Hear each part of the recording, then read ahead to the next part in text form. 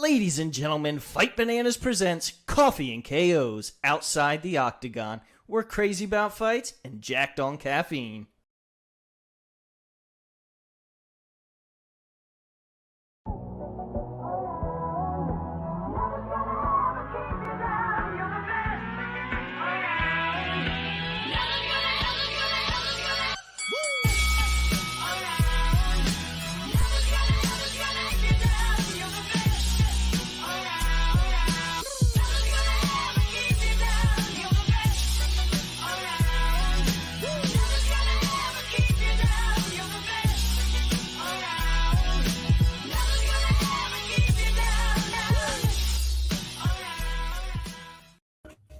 What is up, everybody? Welcome back to the Coffee and KOs podcast. We have another Outside the Octagon interview with our man, Darrick Minner. Darrick, thank you for joining us again.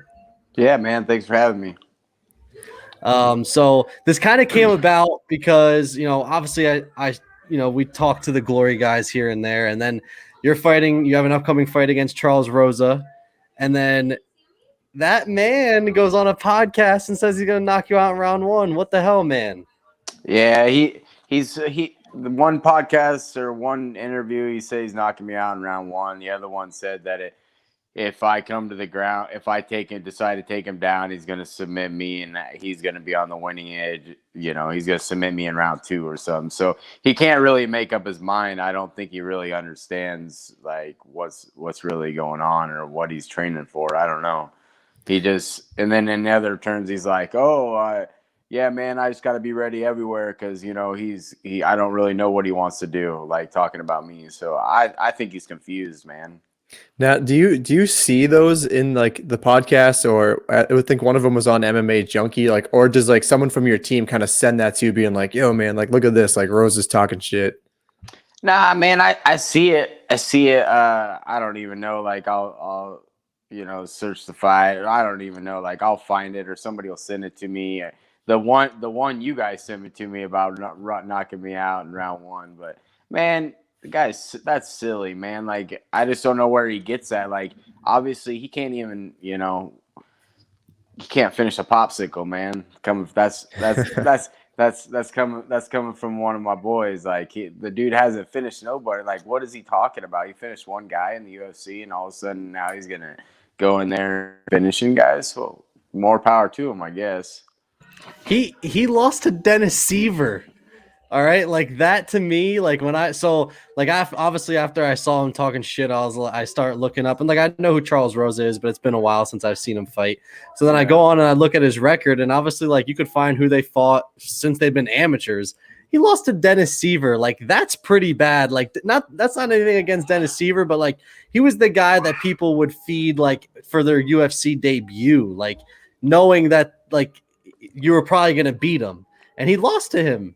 Yeah, man. I mean, he has a few wins. I've heard some. He has that armbar win over Manny Bermudez, but that dude missed weight for 155. I don't think he gave a shit about his MMA career. I mean, he missed weight at 35, missed weight at 45, and then missed weight at 55 outside the UFC is what I just seen. So like, good job. That dude obviously didn't care. He probably quit, whatever. And then he goes and starts talking about, he's talking about his last win over Kevin Aguilar. But, like, that dude was on a 2, 3, 4 fight loss streak. And now all of a sudden, like, that's the biggest win. That's when he keeps talking about. So, more power to him. I mean, it's going to be a good scrap, and it's going to be a good win under my belt. So we'll see. Yeah, I think when he says things like that puts too much pressure on yourself because now everyone's going to be looking for that round one finish that he's already called out. He's trying to call a shot. Like that's too much pressure for him to put on himself. So for you can kind of fly under the radar. That kind of works for you. Go ahead. Well, to knock me out, like that's, I mean, like, which is cool. I just don't see it where he's going to do it. I mean, I don't get hit, man. So go ahead. Yeah. And then, so this is also, I think you said this is your first full camp with Glory MMA. Is that true? Yeah, this is my first 8-week camp ever. Okay. Dude, like, I mean, I've had like notices where I think I'm gonna fight on 8 weeks notice, and then like we get released, and like I don't get a contract until like 4 or 5 weeks out, And so, yeah, my last camp with James and the Glory guys was 3 weeks long with for TJ Laramie, and then this camp, yeah, it's gonna be, when all said and done, it'll be 9 week camp. So I've been down here for four weeks, I think, straight now. This is number 5. So yeah, man. How's it feel? So how's it feel to actually have a full 8-week fight camp and then to be like a full 8 weeks with James Krause? I mean, everyone that we've talked to from Glory, they all do nothing but rave about James Krause. So, you have a full 8 weeks now. You're not fighting on 3 weeks notice. Like, we know that you have a million fights to your name, and now you finally get some time between fights and a full camp. How are you feeling? Oh man, I feel great, man. I feel I'm in shape. My weight's coming down, and just elevating my game every day here at Glory. It's different, man. Just having all the high level training partners that are here, along with the high level coaching. It's something that I've never had before when it comes down to it. Like, I've had it for like 2 weeks at a time here and there, when I'd go away for fight camps, because I've been doing a lot of different camps, and I would only spend 2-3 weeks somewhere. But, to be out here, and I'm coming down here every week now, a couple times a week when I'm not in camp. So after the TJ fight, I was still coming down here at least for 2 days out of the week just to keep getting work in. And then I started, when we got the notice is when I started coming down here for 5-6 days a week. And do you live close to Glory? Is that like not too far of a travel for you? It's 3 hours. I get up Monday morning. I get up Monday morning at 6:45 and drive down here for morning practice at 10. Damn. And then I stay here all week, and yeah. Are you crashing in a hotel, or are you staying with someone at their house? Yeah, I got a buddy I'm staying with now. I usually stay with Emery or Tim Elliott. So usually I stay with Tim's, and it works out because I used to stay with them when I went to Vegas too. So when I camped out in Vegas, I used to stay with Tim and Gina out there. So it kind of worked out when they moved down here. So, and then this week they're in the transition of getting they just bought a house. So I got another buddy that I used to train with back freaking 8 years ago that lives down here that's let me crash this place. So pretty cool. Is there a point like in your camp that, now you've been doing this for week after week after week, do you get the itch to get in the octagon at this point, or like, do you reach like a boiling point there where you're like, all right, let's just get into the octagon and have this fight go, that you still have 3 weeks left? Yeah, that was like two weeks ago. Yeah. 2-3 weeks. Like once I started feeling good and in shape, and like right when I got the call, I'm ready to get in the octagon. I'm like, all right, this dude, and he's got a very punchable face. So, I mean, it's going to be awesome. So. Yeah, we are very anti Charles Rosa. We reached out to him, and then he just like big leagued us. And if you big league us, like, he's checked off our list now forever. So round 1, put him to sleep would be great. Yeah, man, you can't big league somebody when you're, especially like the up-and-comers. Like he was just talking on it. Like, I listened to a podcast how like, oh, he loves the media and blah blah blah. But like, I just don't understand like where he's 4-4 in the UFC. It's not like he's freaking 10-4 in the UFC with a bunch of finishes, and like, which is cool. He's a good fighter. Don't get me wrong. Like, it's a tough fight, but like the whole time I'm like, oh, the massive name Charles Rosa. I'm like, where are you guys getting this? Like, he's fought 3 times in 5 years. I fought 20 times in that time span. So like, yeah, it's going to be fun, man. Yeah. Well, so I have a kind of a conflict of interest because I actually went to high school with his cousin, because he's from like the Boston area. I'm from the Boston area. So I would obviously like to root for the hometown guy. And he got his win, I think, against Manny Bermudez in Boston. And I was at that one. So it's kind of tough, but like Zach was saying, he kind of big leagued us a little bit. And Glory MMA has been the complete opposite of that. They've given us all the respect in the world. So I kind of got to lean towards Darrick Minner here. Well, I hope so, man. Like, that's the thing. I mean, it's just a different type of mindset. I think when you grow up in the Midwest, nothing against the East Coast, the West Coast, where I think it's just a different mindset. And, for me, I've been through it done it all. I started from, nothing, been knocked down a few times in my career. And, it's a little different. Like I have a different like path to where I'm going than a lot of these guys. So He's also a fake Boston guy, Steve. He lives in Florida now. You don't just He did live in leave. Florida after being a Boston guy. So he's not even a real Boston guy. So anyway, how's dad life going, dude? So obviously the first time we had you on, she was still kind of new. How's it going? It's been a couple months. man, it's awesome, man. I love being a father. It's crazy. It's gives your why a whole different meaning. Like you really, before being a father, like your why is pretty selfish. It's like about what you want to do with your life. It's how you're making a living. It's how your path to greatness. And when you have a child and a family now, I got a stepdaughter too, and so like she's 5, and then my girlfriend, and then Brogan, and it's like your why just gets different. Like I'm fighting so they don't have to, man. I'm fighting to give them a future, and like this is my way, and this is how I'm gonna, make my money and provide for them. So it to go get the win means a lot more now. And does that change the way you approach your fights now? Like, are you now trying to fight a little bit smarter than you may have beforehand? Just because, like you said, you kind of maybe have a lot more responsibility now, and you obviously want to get out there, get the win, maybe get a bonus along the way.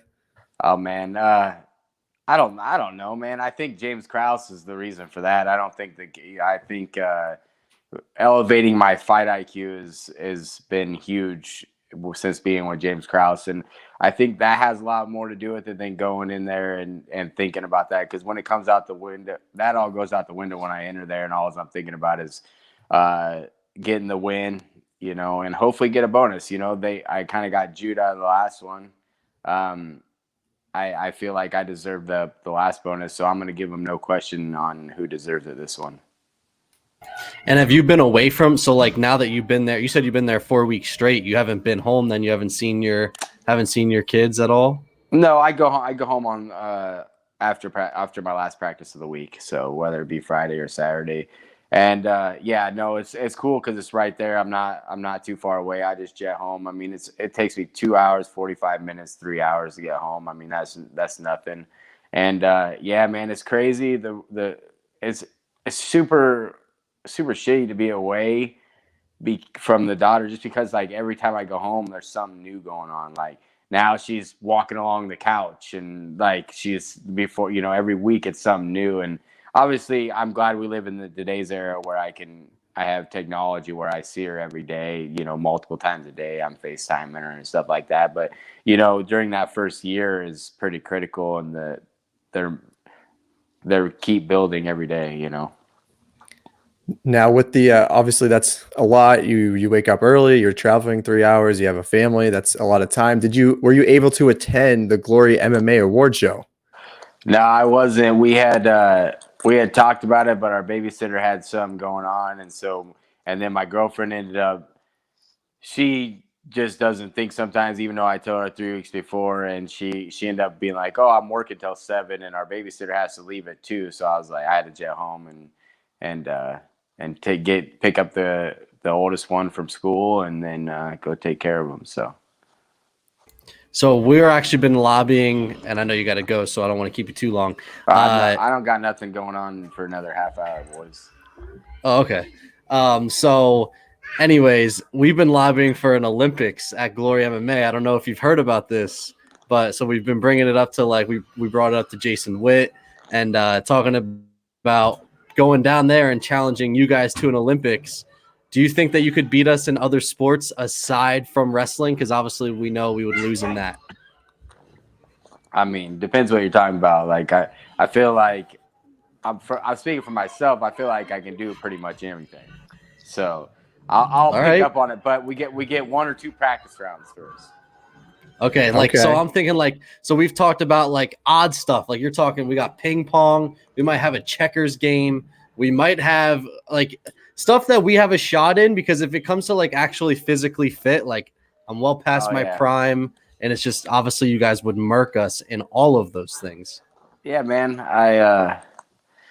Yeah, I'll try whatever, but I feel like I'm super competitive. Like I played Yahtzee. I played 6 games of Yahtzee last night before I came because I lost 2 of them, and I was like, no, this ain't happening. My cousin beat me twice, and my girlfriend beat me once. I had to win at least half the game, so we played until that was it. So How's your your yard game level at, like cornhole, can jam, I'm things from like that? Nebraska. I'm from Nebraska, bro. That's what we do. We're They drink invented like it. I don't drink no more. Like I haven't drank in 5 years, but like before then, I mean that's all we did is drink and sit in the cornfields or in the yard, and that's all we have to do. So I can play some yard games, boy. Okay. What about, have you ever heard of the game Quates? I have not.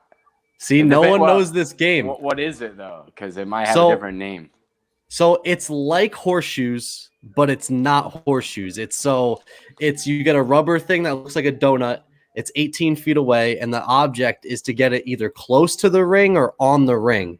And you get 2 throws each team. So like I'm from Pennsylvania, the Allentown, Bethlehem area. It's huge there. Like there's leagues out here. Like you can go to like play for a legion. Like I could play for like the American Legion and play on a Quake team. Like it's that serious out here.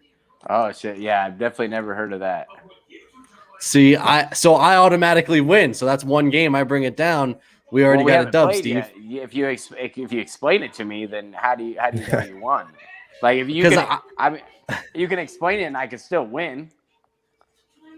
I Beginner's just I luck. don't know. I'm pretty. That is true because my friends, they don't beat me, but like they'll go out there and like their first throw a ringer, and I'm like, you've never done this before. How the hell did you just do that? Oh yeah, for sure. Did you play sports like in high school or anything, like high level? Did I? Yeah. Man, I obviously wrestled my whole life, and then I played baseball through school. I played football up until my sophomore year. I was just not very big, and I was concentrating on wrestling. And yeah, I just played baseball all 4 years in high school, and then I was a wrestler. So All right, so I'm thinking like wiffle ball will be one of our games because I know Zach and Carrie, they both played baseball in college. I played in high school too, so I'm thinking we'll have a big wiffle ball game. oh, perfect. Yeah, we're go. trying to make this like a big thing, and we're going to make it a YouTube video. And we heard James Krause is super competitive, so we're trying to we're kind of talking some shit, friendly shit, tagging him on Instagram here and there. We're going to make this happen. It's going to happen this summer. I think everybody's pretty competitive, so I think you'll have no problem getting that under people's skin during that. Does That's the good. competitiveness carry into like training and sparring and everything? Do you guys get like pretty heated in the moment? Man, I mean, I think everybody's pretty mindful. James makes sure we go hard as hell. Like everybody's competitive, but you're not gonna, as long as you're not going hard enough to hurt your training partners and stuff. You just got to be mindful. And like most of the guys have been doing it long enough that you're definitely what's going on, or how you're not trying to kill each other. Is there one like training partner you have at Glory that like really like brings out the best in you, or worse maybe? Not necessarily one in particular. I think everybody elevates everybody's game here. I think everybody's just, it's crazy how much week to week, how many people get, how much better everybody gets week to week. So, we had a lot of the amateurs on, like Mo, Zwolak, and those guys. Are you working with any of them? Do you work with any of them? Yeah, Mo's one of my main drilling partners. So yeah, Mo's gonna be good, man. He's gonna be really good. I feel like a lot of think people that are he's speaking going to highly be of him. a stud. And the way that he talks too, like he carries himself well. Like I really think that he's gonna take off. Like he's still crazy young yet, but Yeah, man. Yeah, I'm excited to see those guys keep growing. There's a lot of upcoming amateur talent at Glory MMA that people don't know, but they will know, that are home built James Krause guys that are going to be freaking monsters. I feel like we're seeing that now with like, Grant Dawson's making a big name for himself. You, Kevin Kroom, obviously Tim Elliott. Like you guys are becoming like a real deal in MMA for sure. Yeah, I think he said he's got 14 guys on his roster that are in the UFC. So, damn.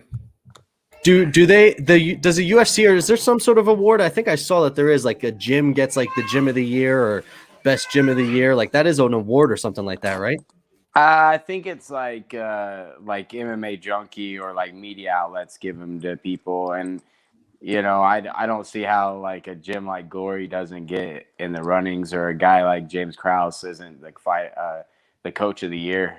Like I see on a couple he was, but like them big awards, like he definitely look at the record this year in the UFC and the guys that made their UFC debut and stuff. I think Glory MMA ain't going nowhere.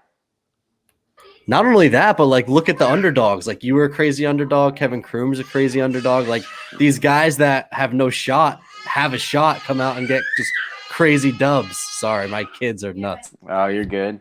Yeah, man. I mean, it is crazy. I mean, I made my UFC debut against the Glory guy, and now I'm sitting here learning and grinding with him every day, man. So it's cool to see.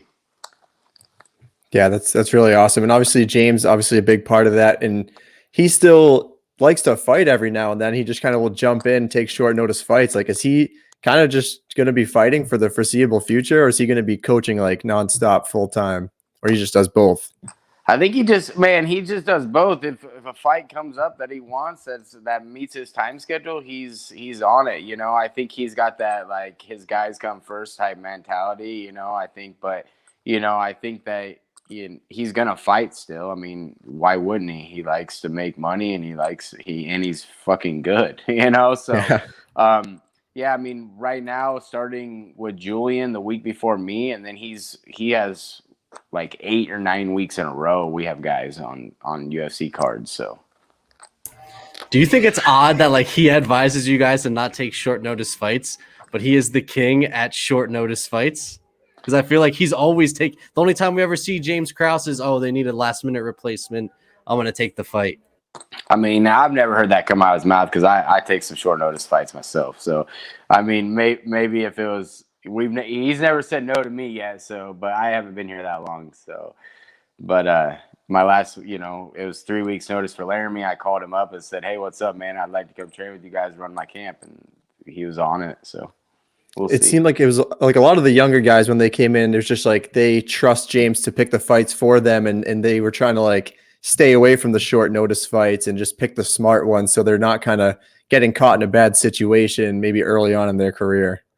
Yeah, man, it's just, and I'm in the UFC now, and so it's different. I've taken a lot of short notice fights in my life and in my career, so it's way different now. I mean, I still want to fight 4 or 5 times a year, and I'm down to take short notice fights as long as I'm healthy and in shape, So we'll just see how that goes. And I understand, like, especially when you're building your pro career, you got to be smart. I got a couple guys that I coached also up in Nebraska that, you just got to be a little bit smarter than the way I did it, So like I took the hard path to the UFC, obviously. Like I could have milked my record and got to 13-0 off scrubs and then went and got in the UFC, I'm sure. But like instead, like I fought the who's who outside the UFC on the way up. And so I went up, down, around everywhere else. So. And I saw that your brother, he fights too. He just got a win. I think I saw that on your Instagram. Yeah, both my little brothers fight. My middle one, the middle one's 6'4", 170 pounder. He just got his second pro win. He's 2-1. He got caught in an ankle lock. Yeah, he kind of like screamed his pro debut and like when, because it hurt, but he never tapped and the ref stopped the fight. And then my littlest brother, who's 22, is like 8-4, I think 8-9-4. He's been fighting since we had a fight on week after his 18th birthday, so he's been at it a minute too. So, do they kind of see like where you've gone in your career, and that's why you think they have gone into fighting, or is that just something maybe it's in your family? You got some fighters in there. Yeah, my littlest brother, he started fighting first, and he it was always that's something he had always wanted to do. He's been one of my biggest fans since day one, if not the biggest fan,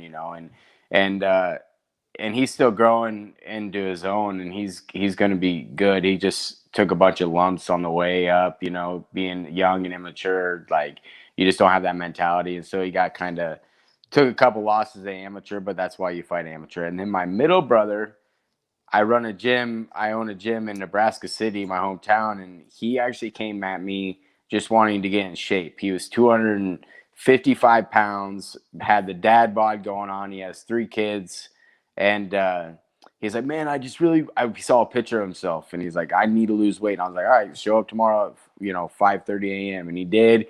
And he did my boot camps for like a year, but then his schedule wouldn't allow him to do boot camps no more.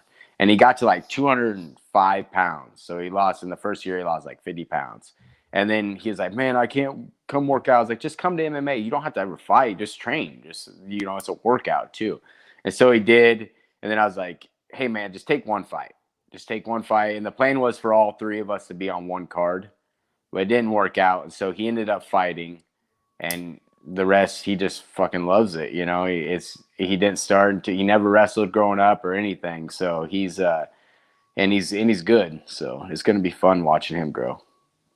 Damn. So you got the heavyweight, you got a 6'4", 170, but then you're fighting featherweight right now, right? You wish you kind of had some of that height or that size. Well, my littlest brother, Brady, the 170er was 255 pounds. Oh.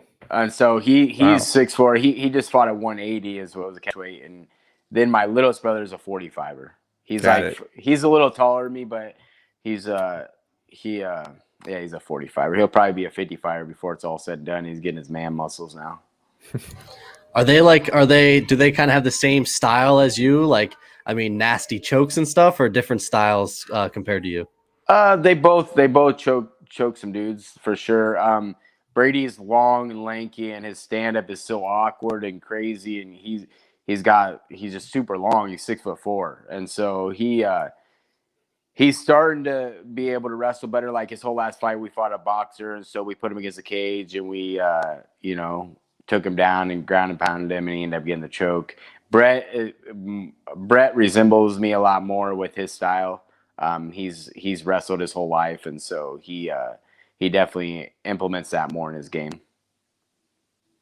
And is that something, if you're in their corner, like, do you enjoy doing that? Is that something you're kind of looking to do outside of the UFC at some point?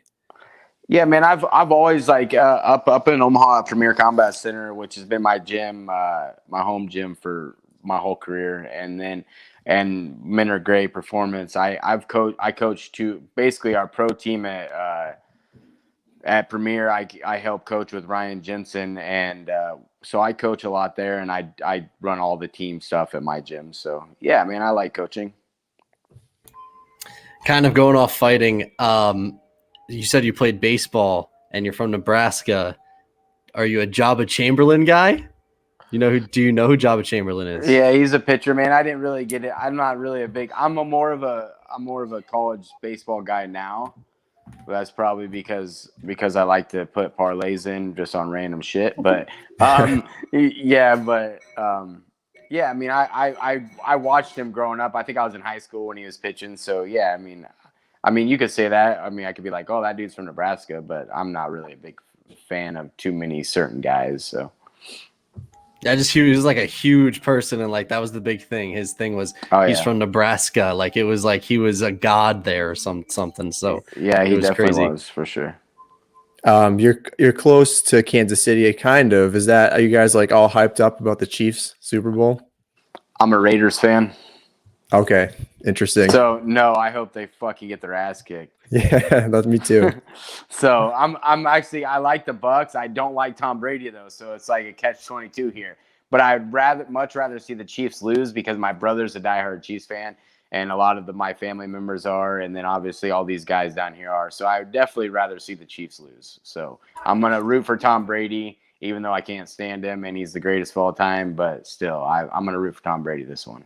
Oh, you probably take some heat in the gym. I imagine most people are Chiefs fans at the gym too. For sure. Damn. Why do you hate Tom Brady? Everyone hates his greatness. No, I don't hate the greatness. He won an AFC championship off the Raiders one time over the fumble. I don't know if you guys remember that. And it was a fumble, but they called it a forward pass. And so ever since then, I couldn't stand him. And my littlest brother is a big Tom Brady fan. He was a big Patriots fan. So obviously I have to not like him just because of that too. That game literally invented the tuck rule. That was like 20 years ago.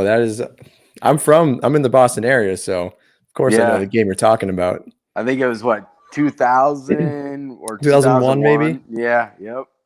Way I back. still remember that shit to this day, man. And that was the snowy day. That was like a blizzard outside. Adam Vinatieri got the kick on that one. Yep. Yeah, man. Sorry about that. Still frustrating. I'm a Bears fan. My team always sucks. Yeah, we haven't been good since, so it's whatever. Or you went to the Super Bowl against the Bucks. Yeah, when Gruden took the Bucks to the Super Bowl and the Raiders pretty much because they were both his teams. Oh, yeah. Yeah. Was that before 2000? That was 2001. 2000. Oh, okay. Because they lost. 2000 was whatever year was before that. So it was either 2000 or 2001, which is when that happened, and we went to the Super Bowl one of those years too. Downhill from then. All right. So one last question. This is a fun question. This is our sheath underwear question of the day, guys. Go get yourself some sheath underwear. Use promo code Coffee and KOs. You get 20% off your order. Greatest underwear ever. Darrick Minner, go buy yourself a pair of sheath underwear. They're great. Anyways, I gotta ask. You get a quick glimpse. What do you think this is?